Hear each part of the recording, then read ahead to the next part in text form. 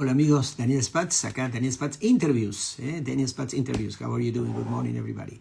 Estamos en California, vamos a recibir a Alba Manes, piloto. Ahí estás, Alba, te voy a recibir ahora. Espero que no haya problemas.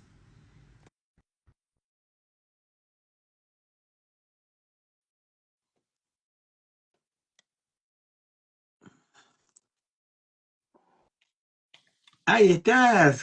¿Cómo estás, Ay, por Alba? fin, ¿qué tal? Sí, muy bien. Muy Muchas, bien. bueno, muy bien. Ya me tengo que ajustar el cinturón? Sí, ya toca. Bueno, ¿cómo estás? Muchas gracias, por haber aceptado. No, muchas gracias por invitarme, de verdad. No, un Es un placer. honor. Estás cansada, ¿verdad? Sé que acabas de llegar. Bueno, sí, fue hace unos días. Lo que pasa que yo siempre publico un poquito después de mis viajes, ya todo para poder editarlo. Pero bueno, sí, son muchos cambios horarios constantemente, así que el cansancio, bueno, ya uno se acostumbra. ¿Cómo sufres tú el jet lag? Pues yo intento, la verdad es que dormir siempre que tengo ocasión. Ya no, da igual que sea de noche, de día, siempre que tengo ocasión duermo para recuperar. Porque a veces vamos hacia el este, a veces hacia el oeste, entonces es muy difícil ajustarse. Entonces uno hace lo que le pide el cuerpo. Bueno, Alba, ¿dónde estás en España? ¿En qué ciudad estás? Estoy en Madrid. Madrid, Sí, qué lindo Madrid, hermoso. correcto. Escúchame, antes de hablar de bombardearte de temas de aviación, que me fascina, y que la pases bien y te diviertas, que es la idea, te felicito por tu perfil, es muy didáctico. Muchas gracias. Bueno, eso intento. Pero te gusta, te veo muy docente, muy bien explicando las cosas. ¿Te gustaría ser instructora? Sí, de hecho estoy, bueno, tengo un proyecto, en principio empiezo dentro de poco a dar instrucción. Y es que también yo inicié mi perfil de Instagram a raíz de que cuando yo empecé la licencia había tan poca información, era tan difícil encontrarlo y había tan pocas mujeres además, que a mí me pareció algo necesario, ¿no? Y ahora lo hago por ayudar, porque me gratifica y porque yo también aprendo dando información, ¿no? Sí, tú sabes que cuando dicen, como la canción de Phil Collins de Tarzán, cuando uno está enseñando, está aprendiendo. Totalmente, totalmente. Te obliga a mantenerte al día, a seguir estudiando y a dar pues una buena lección, ¿no? Sí. Bueno, escúchame. A ver, háblanos un poquito de tu infancia, tu adolescencia y tu viste que la vida de todos tenemos un momento donde hay algo que nos impacta, que decimos, eso quiero ser cuando sea grande. ¿Cuándo fue ese momento para Alba Manes? Bueno, a mí me surgió un poquito desde siempre. Nosotros con mi familia vivíamos muy cerca del aeropuerto de Barcelona, entonces yo era habitual que los domingos fuéramos con mis padres a ver los aviones, despegar, aterrizar. Y yo siempre he sido una persona muy tozuda y que me gustaban los retos. Y vi que era un mundo tan inalcanzable, sobre todo para las mujeres, que no pude no querer hacerlo, ¿no? Hubo un momento que me nació ya a los 9 años ya tomé la decisión definitiva y para adelante, aunque mis padres no se lo creían al principio, pero bueno, nunca cambié de decisión, sí. ¿Y hermanos, hermanas tienes? Tengo una hermana, sí, pero se dedica a otra cosa completamente distinta, sin nada que ver. ¿Y alguno de tus familiares tiene miedo a volar? No miedo, pero tampoco tienen mucha costumbre de volar, es como algo lejano para ellos. ¿Los has Sí. llevado? Ah, perdón, ¿los has llevado tú alguna vez? Pues no, no ha coincidido porque, bueno, tienen perros y son muy amantes de los animales, entonces se les cuesta dejar a los animales solos en casa, entonces es complicado. He escuchado, veo muchas entrevistas a pilotos, de que es costoso ser piloto, el curso, ¿verdad? ¿O no? Cuéntame tú, por ahí escuché mal, entendí mal. Sí, no, no, sí, sí, tienes razón. El curso normalmente cuesta entre 80 a 100 o incluso 120.000 euros. Si Wow. incluimos la habilitación de tipo, pues un poquito más, porque tú estudias en una escuela, te sacas todas las asignaturas, haces tus exámenes, tus prácticas en avioneta, pero luego para entrar en compañía tienes que hacer una habilitación de tipo, pagándotela, etcétera. Entonces, sí, es muy costoso, no es fácil. ¿Cuánto tiempo dura y cuántas veces, cuánta frecuencia por semana tenías que tener? Yo en mi caso lo hice como una carrera, lo hice en una escuela que era adjunta a una universidad, entonces sacábamos el curso de gestión aeronáutica también, y en mi caso fueron 4 años, lo que sé que en Mm. 18 o 24 meses se puede hacer en una escuela de pilotos. ¿Cuáles son los requisitos? Si hay alguien en la audiencia, esto se va a escuchar porque después queda en el canal de YouTube, se escucha en todo el Ujú. mundo. ¿Cuáles son los requisitos mínimos indispensables para la gente, los chicos que quieran hacer? Edad límite, ¿cuál dice tal edad ya no se puede o sí? ¿Cómo es? Considero que no hay una edad límite. En mi curso, de hecho, había un hombre que era abogado de profesión, tenía su bufete y decidió estudiarlo y tenía entre 40 y 50 años. Y nada más acabar la escuela, encontró trabajo, empezó a trabajar en una aerolínea low cost europea. Y entonces no hay una edad. Yo siempre le digo a todo el mundo que me pregunta que si realmente te apasiona, si te gusta, sí que hay compañías que ponen límite de edad de forma individual cada compañía, pero hay muchas compañías que no ponen un límite. Y con la falta y la necesidad que hay ahora mismo de pilotos, que hay una escasez, animo a todo el mundo que le pique el gusanillo que lo haga. ¿Por qué hay escasez? Pues porque después del COVID, sobre todo, no se previó el crecimiento que habría. Se generó como, estuvimos encerrados, se Mm. generó como una necesidad de movimiento, necesidad de viajar de las personas. Y hoy en día la gente pues prioriza el viajar, el ir al extranjero, antes que otras cosas que antes pues eran más prioritarias para nosotros. Antes se viajaba más a nivel nacional. Ahora mucha más gente viaja a nivel internacional y sacrifican una parte de su salario para eso. Y eso no se pudo prever. Entonces empezó a crecer la aviación de nuevo después del COVID y se han encontrado con que hay necesidad, hay escasez de pilotos. Mm. ¿Cómo es una primer clase? A ver, llévanos, siéntame, yo tomo mi primer clase, Daniel, eso te va, somos amigos y me dices, yo soy preguntón, así que decir, Ujú. ¿cómo es una primer clase? ¿Qué se hace en la primer clase? Y escúchame esto, y desarrollalo tú. ¿Qué es lo primero que debes aprender cuando en la primer, qué es lo primero que te enseñan? En el tenis enseñamos el grip, cómo agarrar la raqueta. Ujú. Pues lo primero que te enseñan es a ponerte en situación y ubicarte en el entorno en el que vas a estar estudiando. No es solo unas lecciones que tienes que aprender de memoria y tienes que estudiarte de cabeza, sino que luego tienes que también rendir a nivel de las prácticas. Empiezas a volar desde el principio casi y tienes que estar preparado para poder asumir todos esos conocimientos tan rápido, ¿no? Además, en la aviación, en los estudios de aviación, es muy diverso. No es como si estudias una ingeniería que todo va a ser mucho más técnico. También nosotros hacemos medicina, hacemos psicología, entonces es muy, muy diverso. Lo que yo considero que, y como instructora o futura instructora, es que tienes que estar abierto a todo el aprendizaje y no centrarte solo en números o en ciencias, sino a todo. ¿Cuándo te sientan por primera vez en un simulador? Por primera vez en un simulador es al final de la escuela. Ya me queda lejos, tengo que pensarlo. Ah, al final. ¿Cómo? ¿Y qué? ¿Te Sí, sientan en un avión de verdad? primero te sientan en una avioneta, sí, tú te Uh, sientas en la avioneta sin haber yo ido me al desmayo simulador, ahí sí. entonces. No, pero bueno, vas con Ah, un instructor que sabe todo, que te enseña, que te guía muy bien. Y el simulador se utiliza más para hacer lo que se llama el MCC, que es un curso que te da el aprendizaje y las herramientas para poder trabajar en una cabina multitripulada, para poder distribuir las tareas, poder trabajar con un compañero y saber cada uno qué es lo que tiene que hacer para evitar que sea caótico y al final prepararte para lo que va a ser el trabajo en la aerolínea. Por eso se hace al final de la escuela. ¿recuerdas el primer consejo que te dio tu instructor? Instructor, instructora, bueno, hombre, mujer. ¿Fue hombre o mujer? Hombre, Hombre. ¿Cuál hombre, fue el bueno, sí. primer? A ver, Alba, esto. ¿Qué es?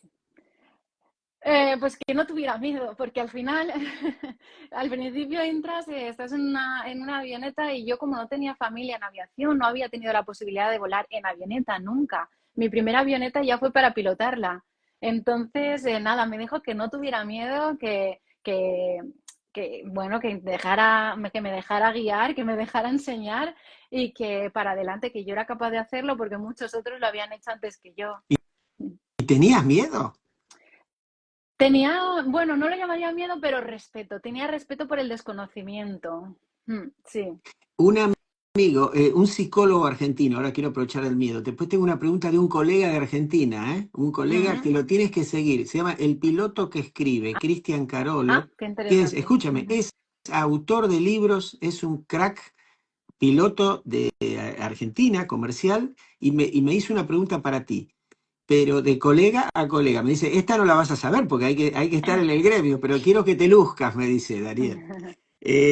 Mira, pero Claudio Sosa, un famoso psicólogo argentino, me pregunta cómo, ahora que estamos hablando del el miedo, ¿cómo gestionan el miedo en una emergencia?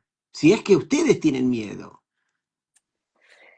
Tenemos mucha suerte y es que durante el trabajo en compañía hace simuladores cada 6 meses. Hacemos simuladores cada 6 meses. E incluso cuando te enseñan en la habilitación de tipo, que te enseñan el tipo de avión que vas a volar, que es un curso más extendido, se centran sobre todo, o tú te centras en aprender las emergencias y en estudiar los procedimientos. Entonces, lo que ocurre, alguna vez que me ha ocurrido alguna incidencia, es que tu mente pasa a modo simulador, pasa a cambias el chip y a los procedimientos que te sabes, a seguir paso a paso lo que hay que hacer y sobre todo mantener la calma.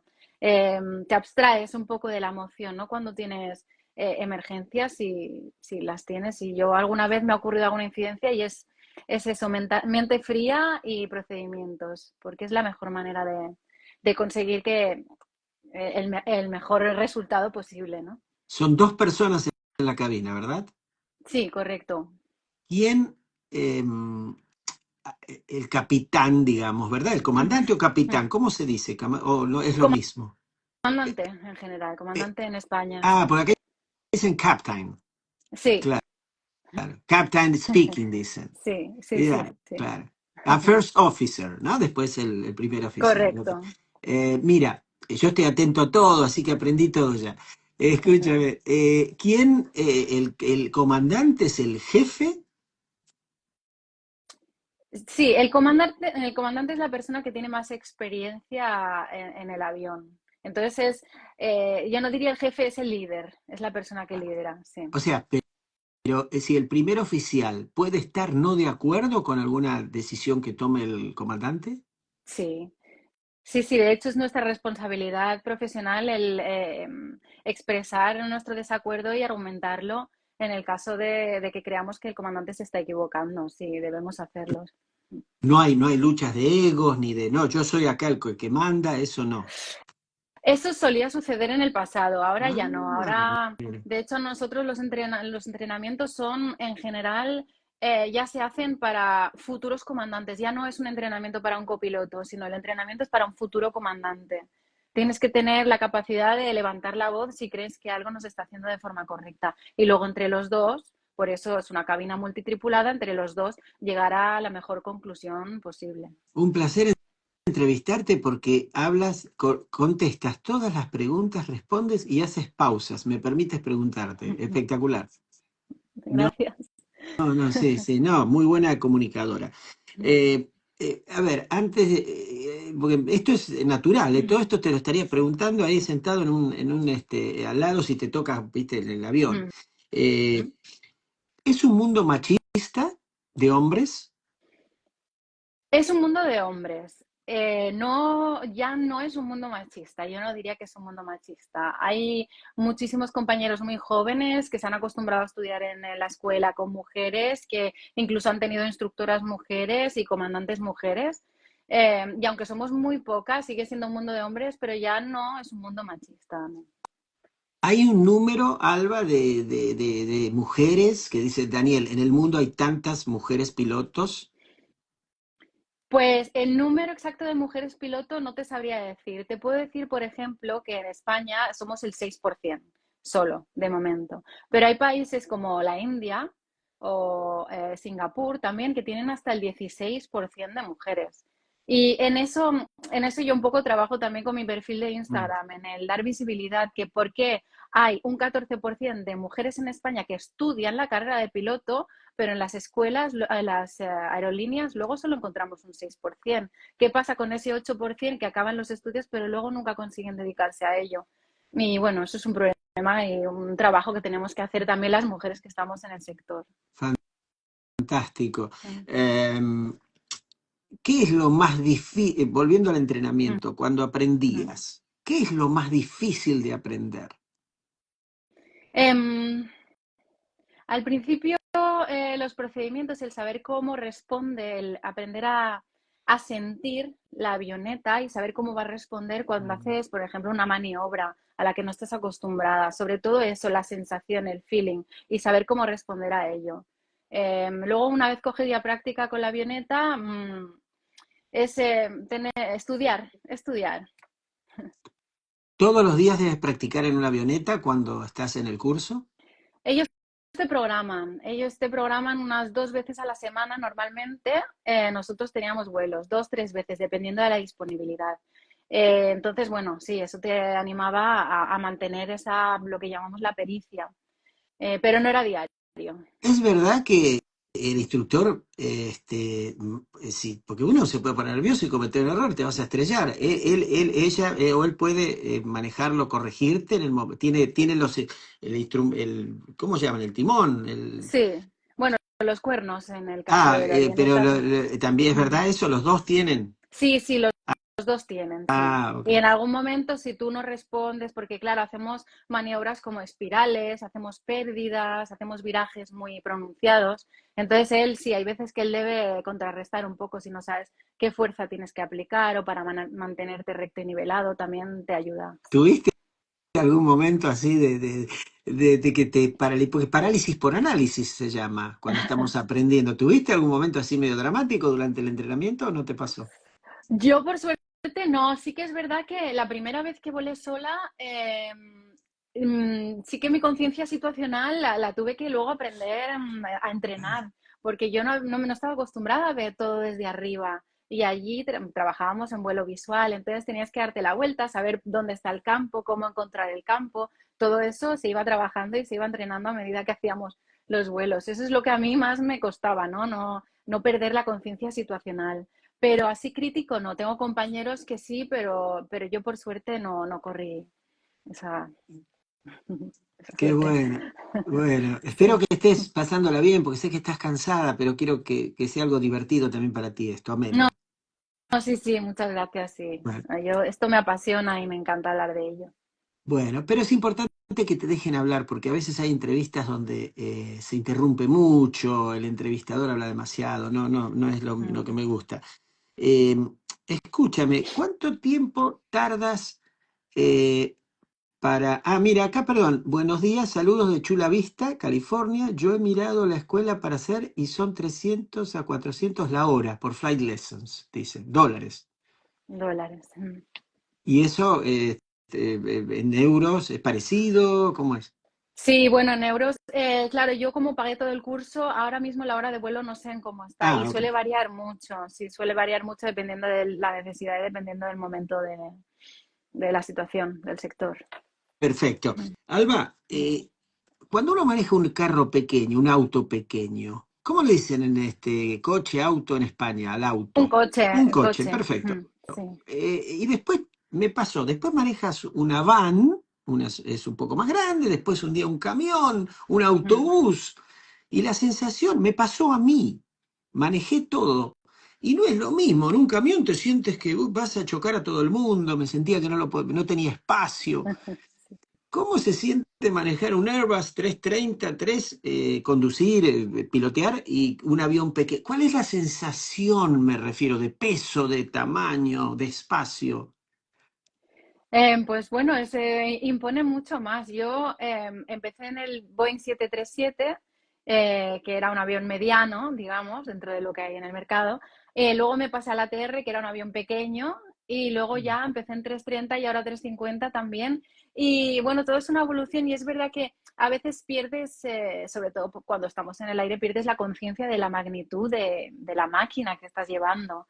Porque es como si estuvieras en el simulador, nosotros lo vemos la cabina constantemente. Y a veces sí, pero se nota en la forma de volar, se nota mucho en el tacto, en cómo cuesta a veces de reducir la velocidad, cuesta, tarda todo mucho más en los aviones grandes, es mucho más elegante, digámoslo así, un avión grande. Y el despegue debe ser la diferencia de una avioneta con un, bueno, el 737, estos Airbus que son monstruosos. ¿Qué se Mm. siente en el despegue? Esa parte, ¿se siente que es muy pesado, estos grandes? ¿Cómo es? Pues eso depende, la verdad que depende mucho y yo creo que de lo que más depende ya, también por el peso, ¿no? Pero por el centro de gravedad. Nosotros calculamos, cargamos el avión dependiendo de dónde es mejor que esté el centro de gravedad. Hay veces que si el centro de gravedad lo tenemos muy adelantado, sí que se nota como que pesa mucho más, cuesta más de levantar. Si lo tenemos atrás, se levanta muy rápido, porque bueno, tenemos esa superficie alar y eso, esa dinámica que te ayuda, ¿no? Entonces, si el centro de gravedad está trasero, cuesta muchísimo menos y parece que pese menos. Mm. Hay un tema que no quiero que se me escape, que es, ¿qué haces primero? ¿Qué hace? Pues siempre tengo curiosidad. Mm. ¿Ustedes llegan media hora antes de la salida del vuelo? Nosotros llegamos una hora y media antes. Una hora y media Sí. antes. ¿Qué haces primero cuando, qué hacen ustedes? Digo, bueno, llegan y qué hace, qué es lo primero que hace un piloto cuando se sienta? Y espera, y lo último que hace antes de bajarse, ¿qué es? ¿En el avión o ya, Sí, o cómo cuando estás en la preparamos? cabina, ya adentro, en tu oficina. Pues yo cuando entro en la cabina, primero lo que haces es mirar que esté todo el equipo de emergencia que necesitas que haya en la cabina, luego miras los documentos, que estén todos al día, y entonces coges los iPads, que mi compañía los guardamos en el avión, y ya pues enciendes el iPad y ya entonces te sientas, cuando ya has comprobado que en cockpit no falta nada. Entonces ya enciendes el iPad y ya has mirado la documentación, entonces tienes el plan de vuelo, tienes la información meteorológica, tienes la carga y centrado, tienes, bueno, un poco toda la información que vas a necesitar a lo largo del vuelo y para prepararlo. Y ahí ya pues empezamos a cargar el avión, a configurarlo y a, bueno, Usted, no, sí, no, perdona. no, perdóname, termina, pensé que ibas a terminar. Sí, no, ya pedir la meteorología actual para poder preparar y saber cuáles van a ser las performances del avión, cómo va, qué vamos a necesitar. Las flight attendants Mm. están ya en el avión. ¿Quién entra primero al avión, al vuelo? Bueno, vamos todos juntos, sí que depende un poco de la compañía, hay veces que van separados. Nosotros nos encontramos todos en la sala de firmas, que está en el aeropuerto, y ya todos juntos vamos a la puerta de embarque o al avión directamente, si está en remoto. Y he escuchado de que no vuelan siempre con las mismas personas, ¿es verdad? Es verdad, sí, cambiamos constantemente. ¿Y eso es Mm. para ti es bueno sería mejor estar con la misma gente que ya te conoces? Para mí depende. Creo que tiene parte buena y parte mala. Lo bueno es que, pues, si no tienes mucha afinidad con alguien, sabes que es un vuelo y luego ya pues, va a pasar a otra persona y ya está. Pero sí que es verdad que si constantemente voláramos con la misma persona, que ocurre en mi compañía no es muy, muy grande, entonces a veces coincidimos con los mismos y ya tienes esa complicidad, ya tienes esa confianza, es más tranquilo, ya sabes que te puedes esperar de la otra persona. Mm, Entonces es más fluido, digamos. fantástico. Em, a ver, ustedes dicen, nosotros estamos en el gate, los pasajeros, y nos dicen Mm, boarding in 20 minutes, boarding in 20 minutes. Y llegan esos 20 minutes y escuchan, empieza group number one, ¿viste? Te empiezan a llamar por mm. grupos. Eh, la estrategia de subir por grupos, ¿cómo es? ¿Quién determina eso? ¿Qué grupos suben primero? ¿Se suben primero los pasajeros de atrás o los de primera? Normalmente primera clase y con Sí. necesidades, ¿no? Claro, depende de la aerolínea, ¿eh? Porque yo, bueno, yo tengo un hijo y a veces volando con él sí que tengo prioridad porque es muy pequeño, entonces las familias suelen embarcar con los pasajeros de primera y business class, pero hay compañías que no priorizan las familias, hay compañías que es por grupos y suele ser de delante a atrás. Sí que es verdad que suele ser de delante a Ah, atrás. primero, Lo que pasa que perdóname, de primero atrás, adelante. perdona, de atrás adelante, sí, de Ah, de atrás atrás adelante. adelante. ¿Por qué? Sí. Por orden, para que obviamente dejen libre la entrada, Claro. ¿será? ¿Por qué? Claro, para que el embarque sea más fluido y no haya atascos, porque si embarcas primero a los de delante, se paran y claro, es más complicado. Es para un poco optimización del tiempo y del embarque, sí. Genial. Ustedes, los pilotos, le dan la orden ya estamos listos para subir. Que, Sí, perdón, que suban los pasajeros. ¿Ustedes dan el ok? sí, sí, sí, nosotros damos el ok. ¿Qué tienen que encontrar, Alba? Perdón, ¿qué edad tiene tu hijito? Tres Ay, qué años, lindo. sí, Y te voy a hacer una pregunta que te habrán hecho, pero bueno, las preguntas son preguntas. ¿Te gustaría, es varoncito? ¿Te sí. gustaría que fuese piloto? Bueno, sí, me gustaría por poder compartir eso con él. Lo que pasa que soy consciente, de hecho, a mí me ocurrió, yo acabé la licencia en 2011 y em, esta industria fluctúa mucho, es muy inestable. Entonces, puede tener la suerte de empezar y sacarse la licencia en un momento de auge, como es ahora en la aviación, o luego hay crisis y es muy difícil encontrar trabajo. Entonces, no me gustaría que sufriera eso, pero obviamente me encantaría poder compartir lo que es mi pasión con él y algún día volar con él sería para mí el mayor regalo. Mira, en el tenis, para comentarte, Mm. hay 2.000 jugadores hombres rankeados en el mundo, con puntos profesionales, solo 2.000 y 1.200 mujeres. Solamente, prácticamente los primeros 100 ganan, 150 ganan muy buen dinero. Mm. Y yo escuché que hiciste un live, un video donde explicabas que hay un mito de que los pilotos ustedes ganan muchísimo dinero. Sí, y no es verdad. No es verdad. Bueno, luego cuando depende muchísimo de la compañía en la que trabajes, del tipo de aviación en la que vueles. Cuando eres comandante ya tienes experiencia, sí que es verdad que tienes un buen sueldo, pero también tenemos que tener en cuenta que nos gastamos 100.000 euros o 120.000 euros para estudiar. Entonces ya venimos con una deuda de 120.000 euros. Si esa deuda la tienes que devolver, tu sueldo en los primeros años te va a servir para pagar la deuda, no va a servir Mm. para tanto. Entonces, con el tiempo sí que se puede conseguir un buen sueldo, pero al principio no. Claro, claro. Sí. A ver, en algunas actividades tienes que trabajar más para ganar más dinero. En otras tienes un sueldo fijo y trabajas 8 horas por día, tipo oficina. ¿Cómo es lo de ustedes? ¿Cómo puedes tú, si quisieses, si necesitases generar más dinero, hacerlo? Pues existen varias opciones. Primero es, nosotros tenemos un sueldo base, que es el que es todos los meses, y luego tenemos las horas de vuelo. Bueno, el sueldo base incluye hasta cierto número de horas de vuelo. Luego, a partir de esas horas de vuelo, son como horas extra, se cobran.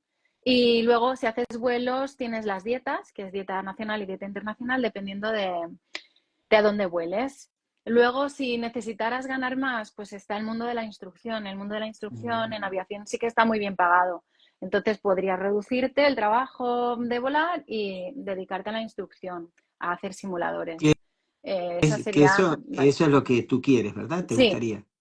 sí, porque además me permite pues estar más tiempo en casa, que es al Claro, final con mi hijo. claro. ¿Es donde está ahora en este momento el niño? Está, Está conmigo, sí, qué está lindo. ¿Y conmigo. está Sí, dormidito? sí. ¿Qué está haciendo ahora? Se ha dormido, sí, se ha dormido. Así que voy a aprovechar porque se va a Menos despertar mal, y sí.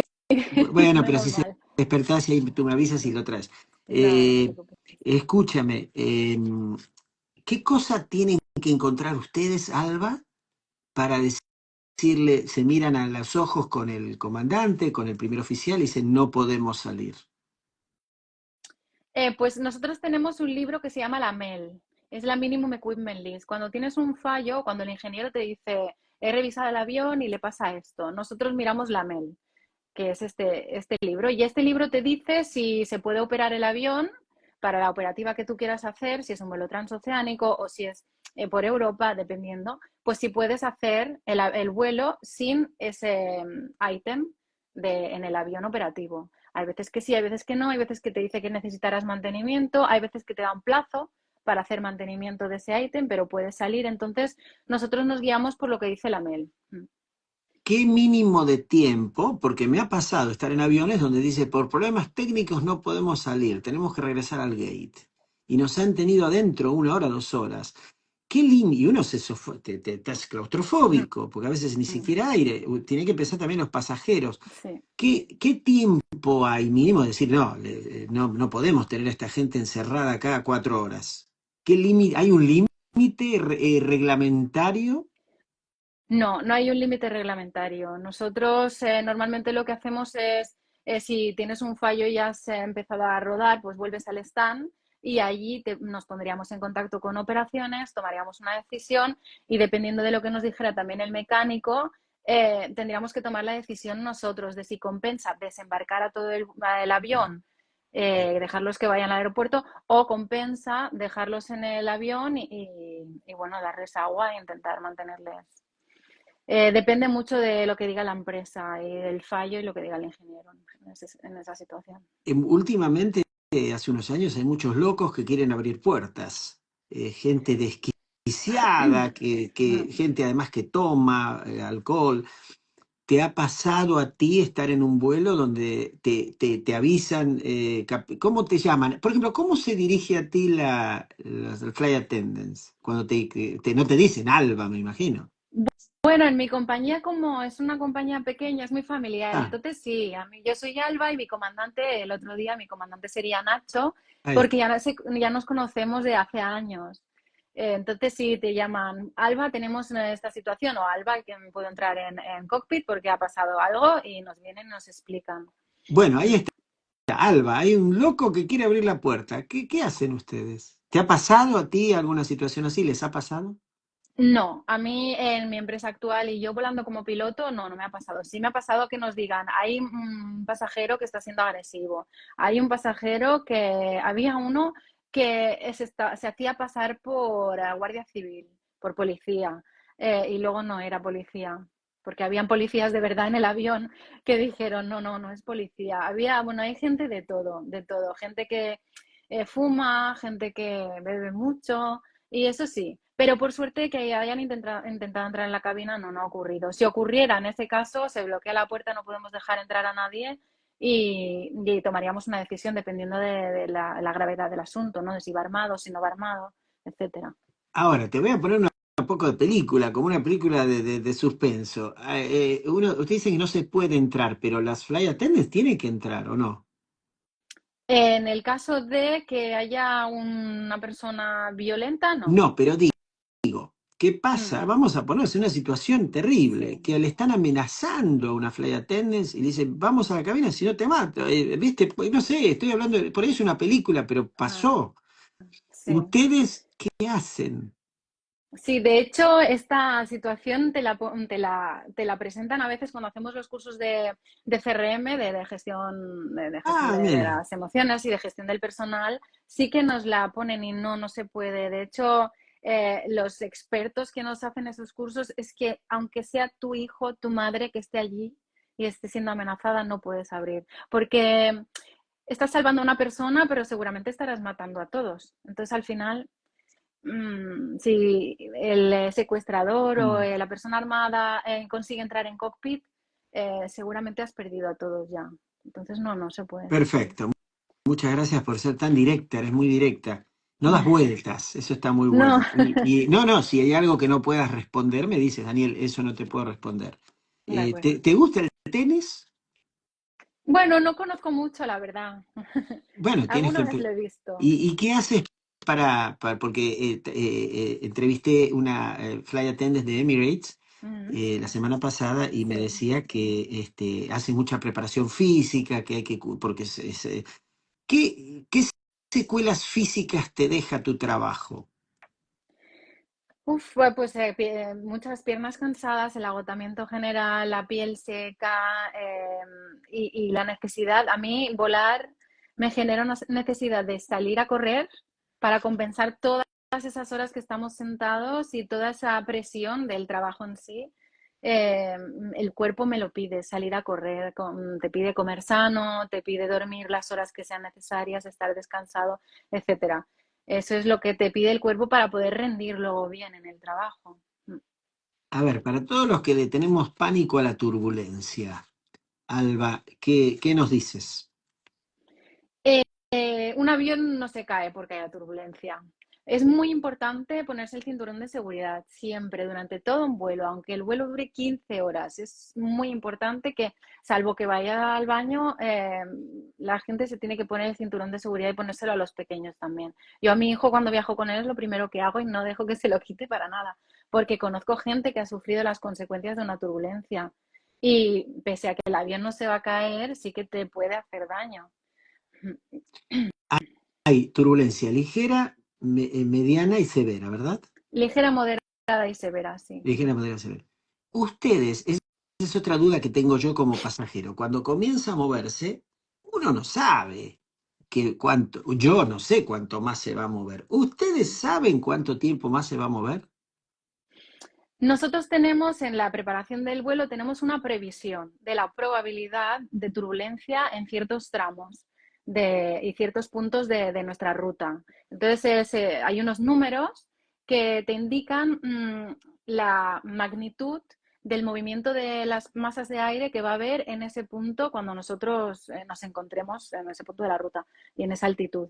Pero claro, son previsiones, son posibilidades, no es exacto. Entonces puede ser que o la turbulencia esté más adelante o esté antes o sea con más magnitud de la que se había previsto, o el otro día nos pasó que había previsión de turbulencia y en muchos tramos no notamos nada, no había nada ya. Entonces es un poco, jugamos con probabilidades, no con ciencia exacta. Y, y te reitero, se comienza a mover, me dicen señores pasajeros, bueno, etcétera. Veo que ustedes se van y las flight attendants se sientan, digo, uy, cuando se sientan es porque viene algo bravo, pienso yo. Mm. Pero ustedes no saben cuánto tiempo va a durar, ¿verdad? No, no, no. De hecho, Ah, hay veces que las azafatas nos preguntan y claro, hay muchos comandantes que dicen, es que no me he traído la bola de cristal hoy, no, no lo puedo saber. La turbulencia en aire claro es muy impredecible, muy impredecible. Por eso es tanto el tiempo que va a durar como la intensidad de ella. Por eso es importante el cinturón de seguridad, reitero, siempre. y ustedes, porque es muy gracioso, a veces comienzan a servir la comida y se empieza a mover. Sí, a veces es la ley de Murphy, tiene que moverse en ese momento, en el momento en el que me voy a dormir yo, Y se el empieza a mover. cafecito se empieza a mover así. Sí, sí, y bueno, es un gajes del oficio, es lo que toca, sí. Claro, ¿cuánto tiempo en un vuelo largo? Hay dos tripulaciones, ¿verdad? Sí, en un vuelo largo, sí. ¿Y cuánto tiempo es el límite el shift de cada team, de cada equipo? Pues depende mucho de lo que dure, de la duración del vuelo. A veces somos tres, a veces somos cuatro, a veces hay dos comandantes y dos copilotos y se cambia el sector entero de tripulación. Y normalmente en ese caso, pues un comandante y un copiloto hacen el despegue, después del despegue se van a descansar y a las 6, 7 horas vuelven y se cambian. ¿Cuánto tiempo? Yo soy copiloto, Mm. first officer, ¿verdad? Se dice en Sí. inglés.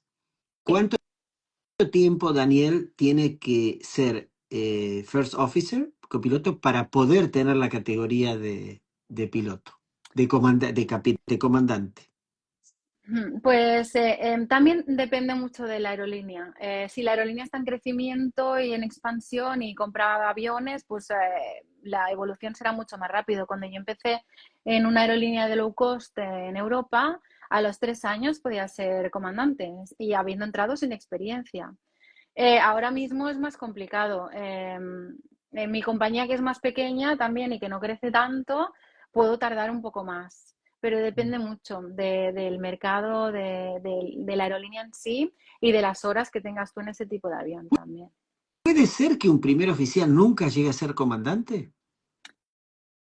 Ha ocurrido, sí, puede ser. ¿Y por qué? O por, ¿Porque no es tan bueno? ¿Porque no? Hay algunos que no quieren, porque hay veces que ser comandante te implica pues igual cambiarte de base y tener que vivir en otro sitio. Entonces no quieren. Hay otros que porque no quieren esa responsabilidad y ya les va bien, entonces no. O porque se dedican a otra cosa y entonces prefieren estar reducidos y sin tener que hacer trainings y hacer... No todo el mundo, su objetivo es ser comandante. La mayoría sí, pero no todos. Mira, acá Eduardo dice Tavares, me da mucho terror volar, no soporto las turbulencias. Claro, tú hablaste recién. Bueno, ya vas a decir que se quede tranquilo, Sí, que respire, ¿no? Que tome agua. sí, yo diría un inciso también porque el otro día vi un vídeo de una chica muy interesante que es un vídeo de una escuela y la chica lo explica muy bien. Pone una gelatina y pone un objeto dentro y mueve la gelatina y dice esto son las turbulencias. Lo que hay dentro de la gelatina nunca se va a caer. Se va a mover porque la Mm. gelatina tiene movimiento, pero no se va a caer nunca porque está dentro y eso lo mantiene, hay una resistencia. Y creo que es una muy buena explicación para que la gente pueda al menos tener una imagen mental de lo que ocurre, ¿no? En unas turbulencias en el avión. Mira, te voy a hacer la pregunta de tu colega Cristian Carolo, que te dije que él está en el piloto que escribe, después te voy a pasar su Ujú. perfil. Genial. Él me pregunta esto que te consulte a ti. ¿Cuánto tiempo le dedicas a preparar un simulador semestral? Y la otra pregunta que te hace, y si alguna vez pudo, dice, disfrutar de un examen o inspección de un avión o un simulador. Em, pues, ¿cuánto tiempo le dedico? Depende del tipo de check. Tenemos el OPC y el LPC normalmente. En el LPC tú sí que pones en chequeo tu licencia, no tus capacidades reales. En OPC se hace cada 6 meses, uno y otro. En el OPC es solo una puesta a punto de las habilidades, sí, solo es un chequeo de que está todo bien. Entonces depende. Depende también de si se ha cambiado el temario. A veces hacemos las pruebas para invierno, la temporada de invierno, para la temporada de verano. Si yo ya he podido hacer, existe la posición también de sparring en los pilotos. El sparring es el que va a ayudar a otro compañero a su simulador. Si yo he ido a un Mm. simulador a ayudar a un compañero, más o menos ya me voy a saber la lección y igual no me la tengo que preparar tanto. Pero bueno, depende. Normalmente 2 semanas antes te miras la lección, te estudias lo que te tengas que estudiar, preguntas a los compañeros cómo ha ido lo suyo. No, eso es, yo creo que una de las cosas más importantes es tener el feedback de los compañeros.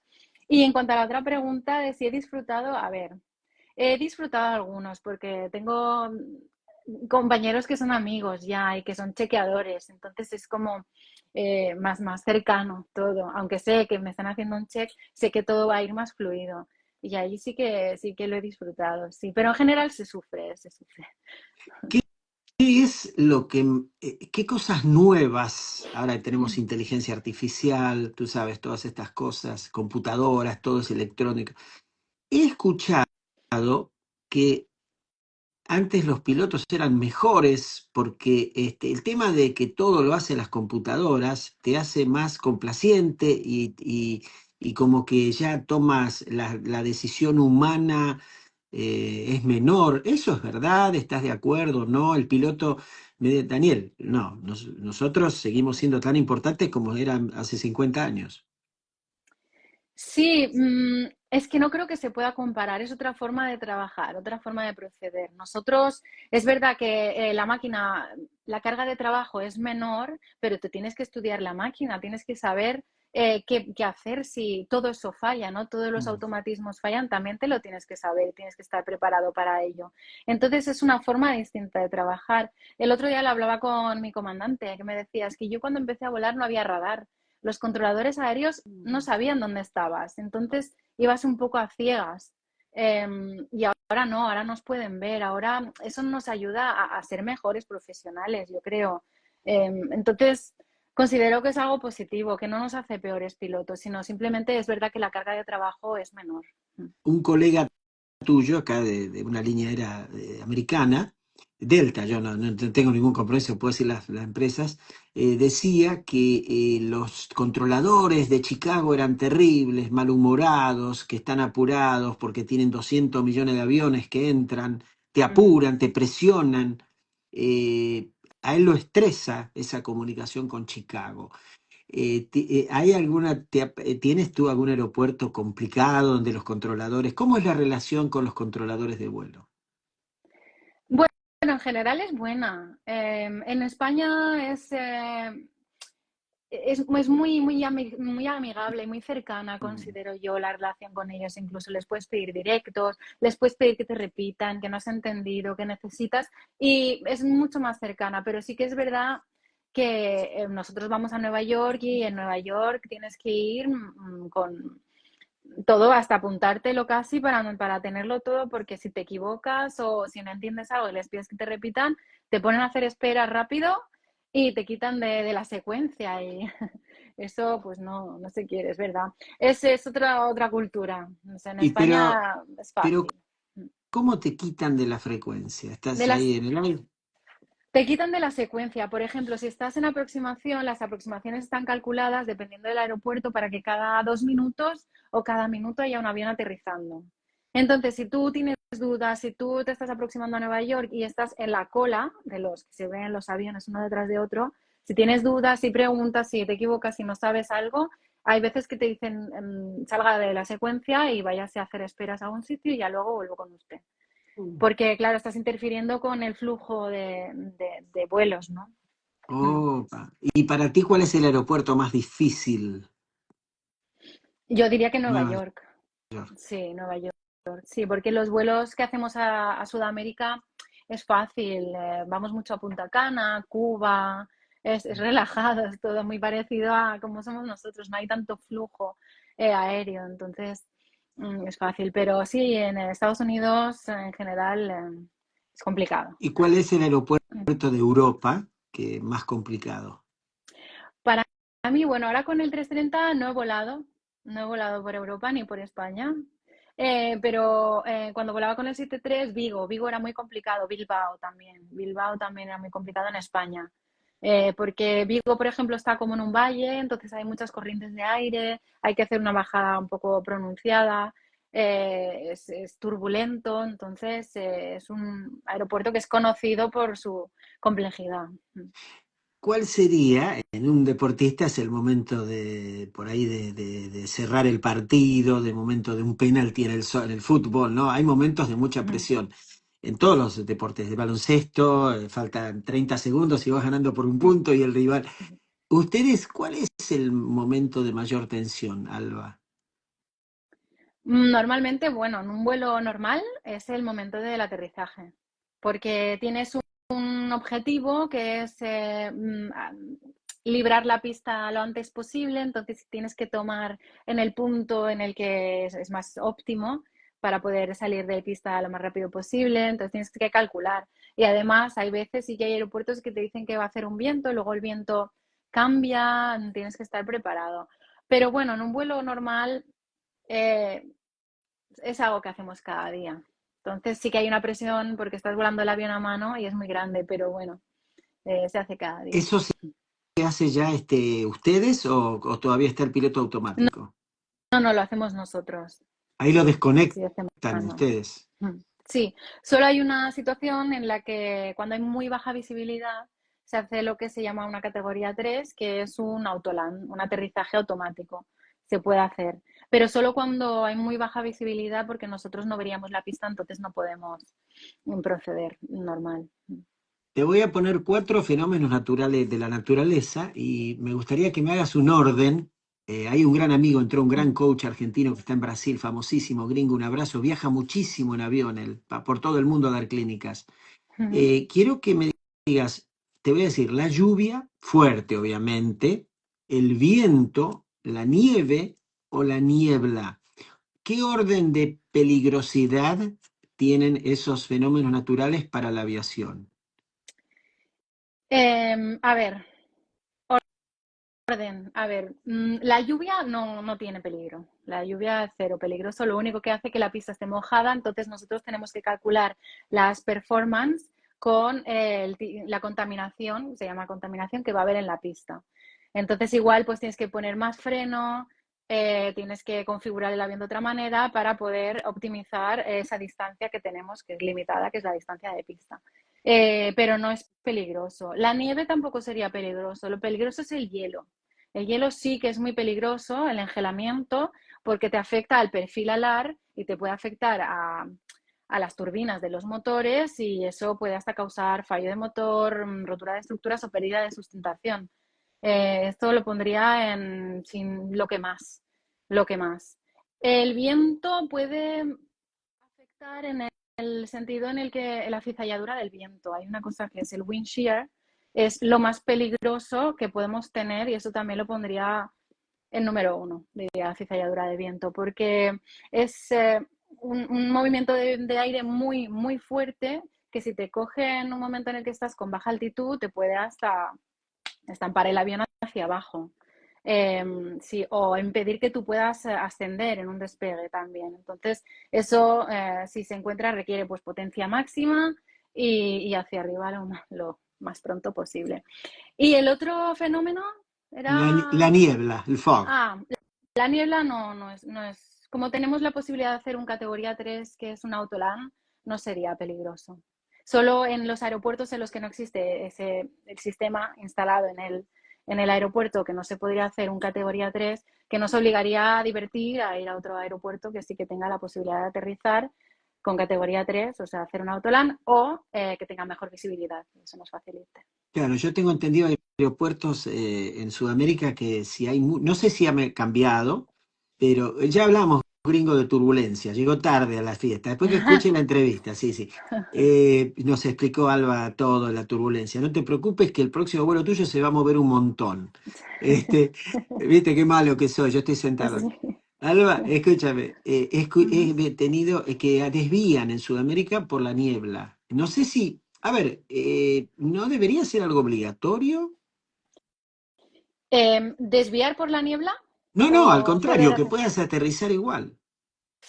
Sí, claro, lo que pasa que requiere, cuando hay mucha niebla y muy baja visibilidad a baja altitud, requerimos de un sistema que tiene que estar instalado en el aeropuerto para poder hacer la aproximación de categoría 3. Normalmente en Sudamérica, en general, hacemos aproximaciones RNPs, que es un muy buen sistema, pero si tienes baja visibilidad no puedes hacer el categoría 3 y eso te obliga a irte a otro sitio. Y ahora Mm. para gringo, pues un gran amigo, no que hables de la turbulencia, pues ya hablaste, pero digo, estratégicamente, los que tenemos temor a la turbulencia, nos conviene sentarnos de la mitad para adelante, ¿verdad? ¿Se mueve menos? ¿Eso es verdad? Sí, dicen que de la mitad para adelante y en los más cerca del pasillo. Sí, se mueve menos. Es como un lápiz. Siempre hacíamos cuando coges, ay, no tengo ninguno aquí. Pero cuando coges un lápiz y lo mueves así, sí, pues ¿Así? si lo mueves así, se ve como hay una parte que oscila muchísimo más y en cambio delante, no sé, la punta no se mueve casi. Pues un avión es así, hace como un efecto de lápiz y en la cola sí que se pueden estar notando turbulencia o una magnitud de la turbulencia que delante igual no se nota casi. Bárbaro. Dice, ahora solo voy first class, dice él. Me salva. Bueno, Bueno, sí. bueno, o sea que ustedes ahí están tranquilos en la cabina, nosotros estamos sufriendo atrás y ustedes están tranquilos, no se mueve nada. No, a veces se mueve un poco. El otro día se movía un poco, pero no se mueve casi, no, en comparación con atrás. Pero a veces sí, a veces la magnitud de la turbulencia es grande y se mueve. Pero no es peligroso, no hay que tenerle miedo. Bueno, y lo que quiero que nos hables de la que veo, ¿tienes 3 minutitos más, 5 minutitos más? Sí, sí, Bueno, sí. gracias. El tema de los pájaros. Yo tengo terror a eso cuando. ¿Sabes qué? No me da miedo el tema de la salida, porque yo tengo fe que ustedes van a salir y van a Mm. aterrizar. Pero los pájaros, el que choquen, eso no se puede evitar. ¡Qué bárbaro! Depende. Es que hay aeropuertos que están construidos en zonas que solían ser zonas como había mucha esplanada, pero solían ser zonas en las que los pájaros migraban. Pasan en algunos aeropuertos en España. Entonces es inevitable que haya pájaros. Sí que existía la figura del halconero, que son halcones que ponían alrededor de los aeropuertos para ahuyentarlos. Pero es verdad que hay veces que, o en Sudamérica, que hay muchísimos animales por todas partes que te los encuentras, sí, no hay manera de evitarlo. Mm, ¿Tuviste algún incidente con Bird Strike, como se dice en inglés? Sí, no, no, por suerte no. Sí que he tenido birds que se me han cruzado en momentos críticos del vuelo y rezar porque no se haya ido al motor. Uh, Pero por suerte ¿Cómo, no. perdón, tú vas adelante y cómo los ves? ¿Los ves venir? Sí, ¿Y sí. cómo son? Son gigantes, ¿no? Bueno, hay de todo. O hay veces que son flock of birds, que son más pequeños, pero van muchos juntos. Entonces eso también es un peligro. Y hay veces que lo ves y rezas porque, claro, yo lo veo delante, no sé si detrás se ha quedado ahí o se fue. Entonces sí, eso es un poco crítico, pero bien. ¿A qué altura ya estás a salvo de un bird strike? Normalmente pronto, a los 2000 pies o así, Ah, ya no hay. Sí, ¿y puedes también ser cuando bajas? sí, en aproximación también se cruzan a veces, sí, sí, sí, también me ha ocurrido. Sí, pero bueno, en el caso de si son pájaros pequeños, no afectan. Lo único que te pueden afectar a la vista si se chocan con el cristal o manchar el fuselaje, pero no afectan. Pero buitres o cosas así sí que es más crítico, sí. Mira, hay un Caslack 2013, dos preguntitas más, dice, Mm. buena pregunta, que creo que quiere decir si se enteran de todo lo que pasa en el avión. ¿Nos ven? Es un pasaje, buena pregunta, si ustedes ven la cabina, ven cómo tienen cámaras que nos ven, no espiar, pero cómo va todo. No, porque cuando uno maneja, yo miro por el espejo, vas con niños, gente, miras, el chofer de un autobús también puede mirar. Sí, depende de la configuración del avión, de las características que se le han incluido cuando al comprarlo, pero en general nosotros podemos ver el galley delantero, o sea, donde están las azafatas, y la puerta, donde está la puerta, porque para salir y entrar nosotros de cabina o para dejar entrar a alguien tenemos que ver quién es que está llamando o nosotros tenemos que ver si hay alguien alrededor para poder salir también. Mm. Ahí Marcelo Serrano, un gran amigo de Girona, dice, qué fácil lo explica Alba, genial, congrats. Ay, muchas gracias. Sí, sí, sí, Gracias. yo no sé, él si vuela, no vuela, voló mucho, fue un gran actor, pero Ujú. ahora no sé, pero bueno, no sé si tenía miedo o no, nunca me lo dijo. Ah, Bueno, para cerrar, gracias, ahí dice, respondimos, no, me gusta que respondan las preguntas. Eh, ¿Qué tal está tu vuelo con Daniel Spatz Interviews? ¿Sin turbulencias? sin turbulencias, muy agradable. Bueno, muchas Sí. gracias. ¿Cuándo es tu próximo vuelo? Tengo un vuelo en una semana o una semana y media. Sí. ¿Tú eliges el destino o vas donde te digan? Sí, no, una vez al mes tenemos la programación para el mes siguiente y es donde te digan. Y luego hay veces que tenemos días que pueden ser imaginarias, que estás como de reserva y si surge algún vuelo así imprevisto, tienes que ir. Pero normalmente te manda la programación de un mes para otro, ya sabemos dónde vamos a ir. Pero no, se puede pedir, pero yo no pido destinos, es lo que me toca. Y tienes que sentirte muy bien, ¿no? Digamos, ¿qué pasa si estás con fiebre el día del vuelo, te estás muy resfriada, congestionada, vuelas igual? No, bueno, a ver, es la responsabilidad de cada uno al final. Pero sí creo que o me encuentro mal antes del vuelo o creo que tengo algo que a lo largo del vuelo, porque hacemos vuelos muy largos, a lo largo del vuelo me puede afectar a mi capacidad para volar o incluso luego en destino. No, no, es nuestra responsabilidad profesional el llamar y decir que no podemos operar porque no estamos fit to fly, se llama. Mm. Correcto. ¿Es verdad que comen diferente los pilotos por el tema de alguna intoxicación, que no coman lo mismo? Sí, siempre comemos diferente. De hecho, normalmente en general elige el comandante lo que quiere y luego el copiloto Eh, elige de los platos que ¿Pero hay. ustedes comen la misma comida que comemos nosotros o es especial? Pues hay un carro que cargan que es la comida de tripulación, pero luego depende. Si hay primera clase o business, comandantes o copilotos prefieren comer la comida de business a veces, o si es distinto por probar, bueno.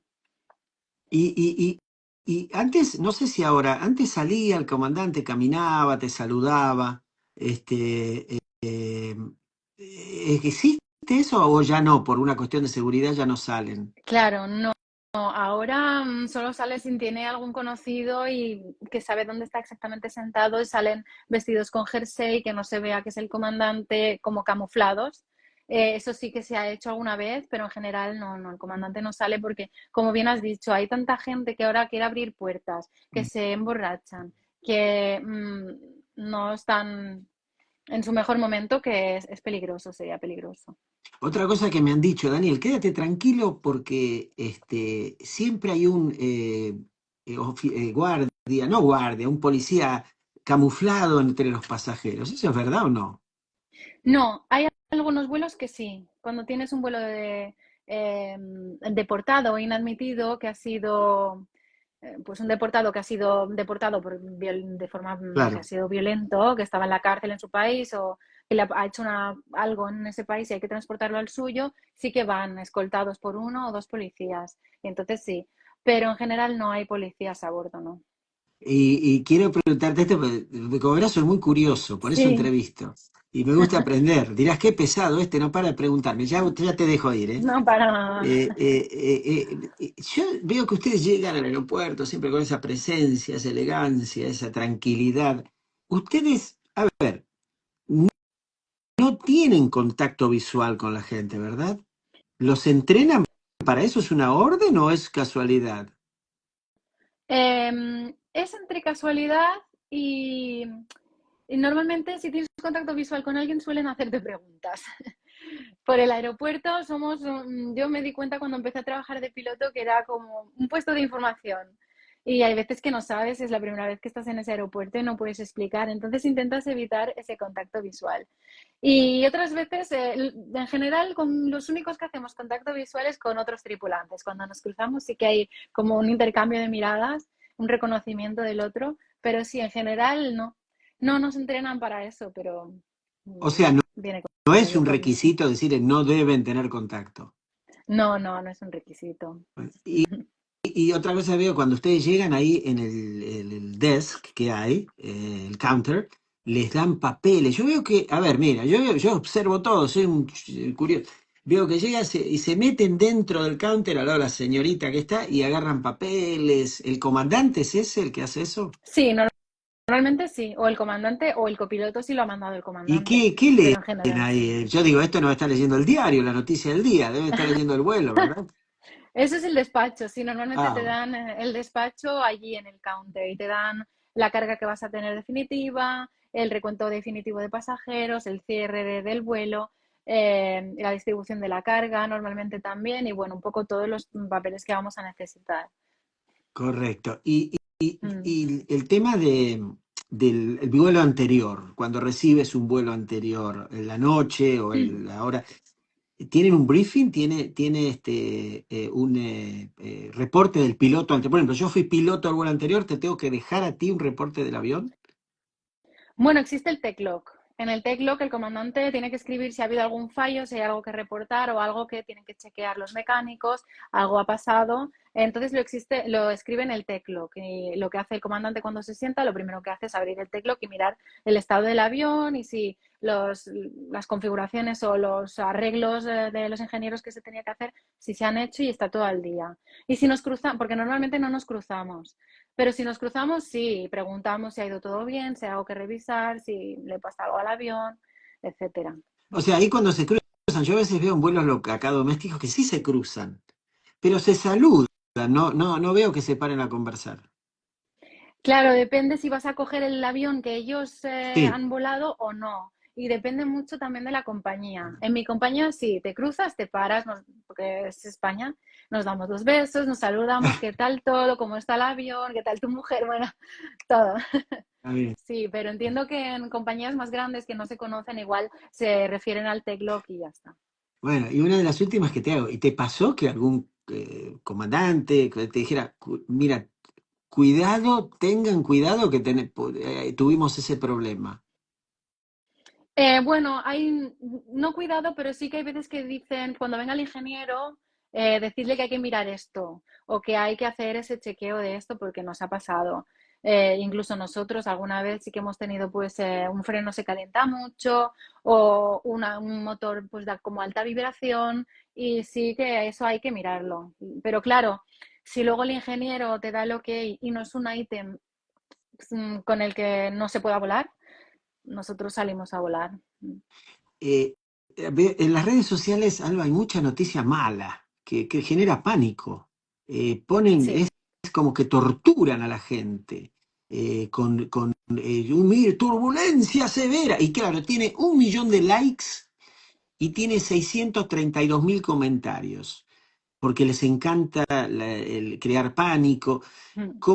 ¿Qué nos sugieres a los que tenemos un poco de nervios? No deberíamos ver eso, ¿verdad?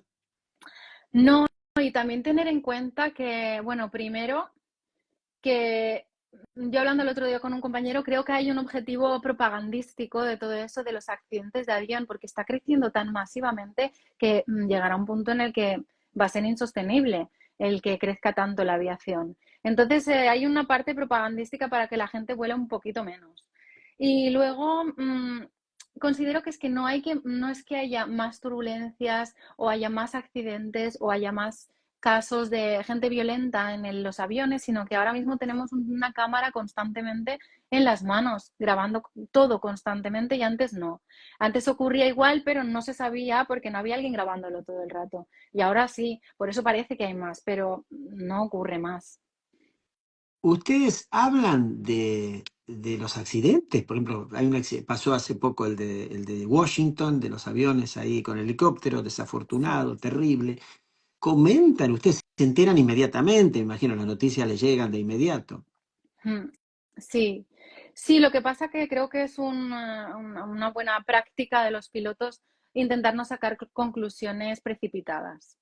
Porque cuando acaba de haber un accidente, en muchos casos se responsabiliza a los pilotos o una falta de experiencia, una falta de práctica, y no siempre es así. No podemos juzgar antes de que haya habido una investigación del accidente por profesionales que puedan identificar qué es lo que ha pasado o qué ha funcionado mal y qué se puede mejorar.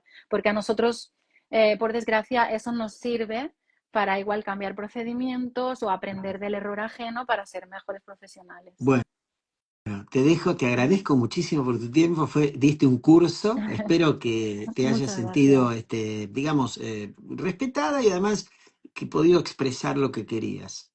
Sí, muchísimas gracias por la invitación, ha sido un placer y bueno, podemos repetir cuando No, quieras. encantado. Ahora escúchame, quiero que cierres tú, porque la estrella eres Vale, tú, la estrella eres tú, con lo que quieras decir que no te pregunté y que te gustaría decir. de acuerdo. Pues a mí me gustaría dar un mensaje a todos los jóvenes, hombres y mujeres que estén pensando hacer el curso de piloto, que de verdad, que es algo que parece inalcanzable, yo también lo he vivido, me costó mucho llegar a donde estoy ahora, pero que no se rindan, que los sueños están para cumplirlos y que todo el esfuerzo y el sacrificio tiene su recompensa siempre. Qué lindo. Bueno, perfecto. Gracias. Y lo último, cierra, de verdad, a los que muchos tenemos, yo menos Mm. ahora porque he aprendido mucho de ustedes y leo que tienen terror a volar, que piensan que ya la semana antes están pensando, ya cuando sacan el pasaje se ponen ansiosos y nerviosos. ¿Qué les dirías? Primero de todo, que las personas que vamos allí, aunque seamos pilotos y tripulantes, tenemos nuestra familia también y nuestro interés es que el vuelo salga lo mejor posible y que todos salgamos sanos y salvos. Los primeros nosotros también. Y que estamos muy preparados, que nos estudiamos constantemente, nos hacen simuladores constantemente. Los aviones hoy en día tienen tres sistemas para un solo sistema en sí, ¿no? Tenemos dos backups, o sea, tres en total para cada sistema que hay, el sistema eléctrico, el hidráulico, todo, que es muy difícil que falle algo para que, para que todo salga mal, ¿no? Entonces, hay que confiar, es verdad que cuando no llevas tú el vehículo es difícil confiar si no conoces al que lo está llevando, pero confiar en que la instrucción de los pilotos es buena, es constante y nosotros nos esforzamos mucho porque todo salga bien. O sea, por cada problema hay dos o tres soluciones. Sí, normalmente, sobre todo en aviones como el 350 o el 330 Neo, si te falla algo, el avión automáticamente pasa al sistema de backup. Hay veces que ni te das cuenta. En el 350 es muy difícil hacer un fallo porque es que automáticamente se pone en el otro backup y no te das cuenta. Mm. Pero en los otros aviones no, 737, 7 no, eso no pasa. No, 737 es un avión ya más antiguo, pero lo bueno del 737 es que se maneja mucho mejor. O sea, si falla todo, el 73 se puede manejar como una avioneta y es mucho más amigo de los pilotos, por experiencia propia hablo, que eso cada uno. Pero yo lo viví como mucho más amigo del piloto, que responde mejor, es más lo notas más, ¿no? Y lo que tú haces tiene un impacto en ese avión. Airbus es más independiente, digámoslo así. Mira, bueno, Sí, qué lindo tema para otro interview, sí, ¿verdad? Bueno. Total. Alba, te agradezco, la vamos a bajar al canal de YouTube en las próximas horas, Muy te voy a bien. pasar el link Muchas y fue un enorme gracias. placer y bueno, esperamos que vengas por acá. Igualmente, nos vemos pronto y bueno, nos seguimos por las redes. Gracias. Gracias a ti, gracias a todos y fue espectacular. Adiós, Gracias. adiós. Buenos días, Chao. adiós, adiós.